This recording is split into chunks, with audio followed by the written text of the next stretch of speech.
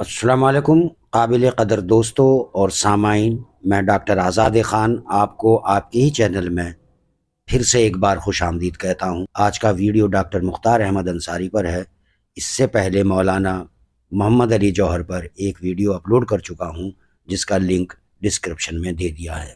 Doctor Mukhtar Ahmed Ansari بھارتی راشٹروادی اور سیاسی رہنما تھے اور ہندوستان کی تحریک آزادی کے دوران انڈین نیشنل کانگریس اور مسلم لیگ کے صدر رہے۔ وہ جامعہ ملیہ اسلامیہ کے بانیوں میں سے ایک تھے۔ 1928 سے 1936 تک جامعہ ملیہ اسلامیہ کے چانسلر رہے۔ یہ چینل ان کو خراج عقیدت پیش کرتا ہے۔ ڈاکٹر مختار احمد انصاری 25 دسمبر 1880 میں ایسٹرن یو پی کے یوسف پور محمد آباد ڈسٹرکٹ غازی پور میں پیدا ہوئے تھے۔ ان کا تعلق قاضیوں اور زمینداروں کے ایک با اثر اور مشہور خاندان سے تھا جسے یوسف پور کے انصاریوں کے نام سے جانا جاتا تھا۔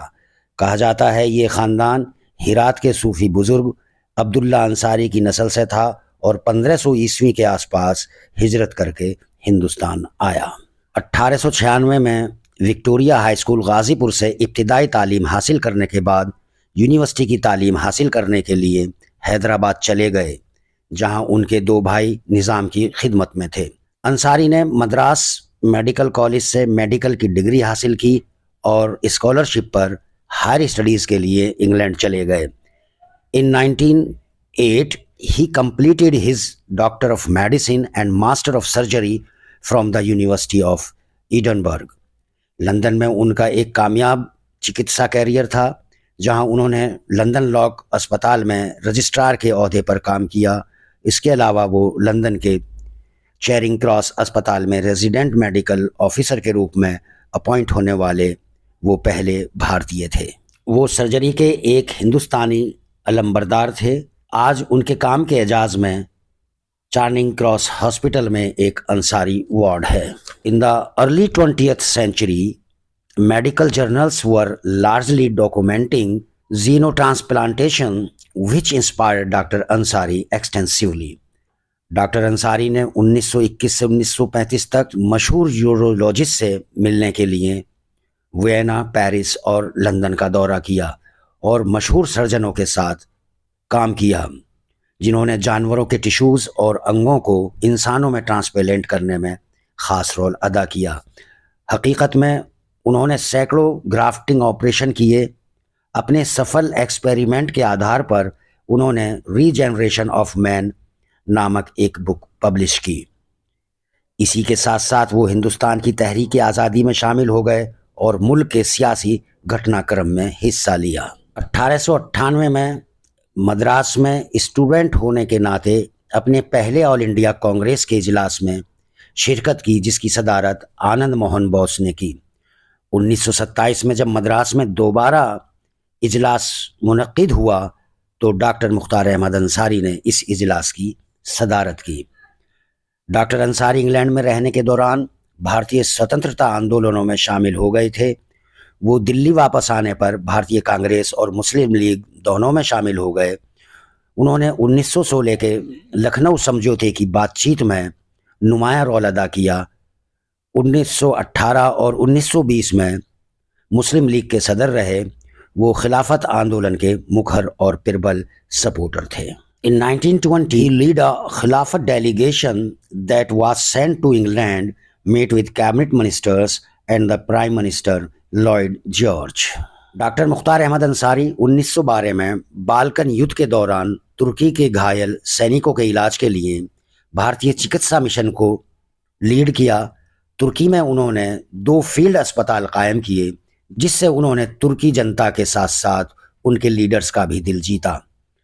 بالکن جنگ میں ان کی طبی خدمات کو دیکھتے ہوئے آرڈر آف عثمانیہ سے نوازا گیا، جو اوٹومن سامراجیہ کا ایک ناگرک اور سینیہ سمان تھا۔ ڈاکٹر مختار احمد انصاری AICC کے جنرل سیکریٹری سال 1920، 1922، 1926، 1929، 1931 اور 1932 میں رہے اور 1927 کے سطر کے دوران انڈین نیشنل کانگریس کے بطور صدر کام کیا۔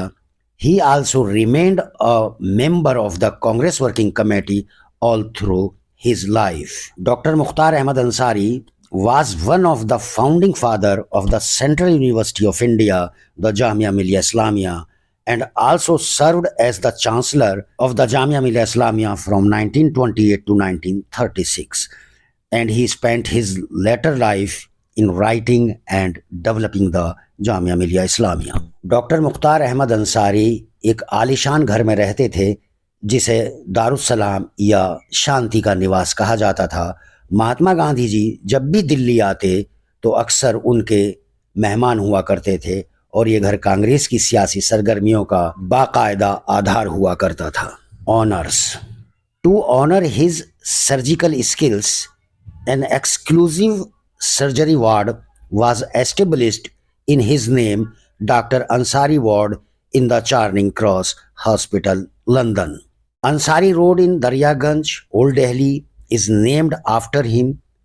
Ansari Nagar, near All India Medical Institute of Sciences, New Delhi, has been named after him.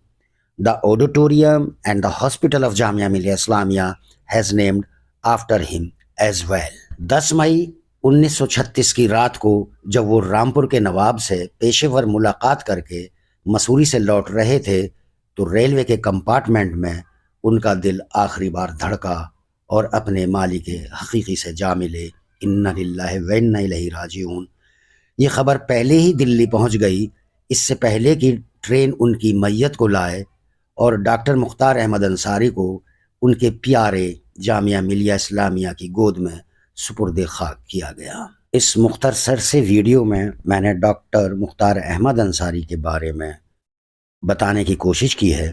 अगर वीडियो पसंद आया हो तो लाइक करें, सब्सक्राइब करें, शेयर करें। शुक्रिया।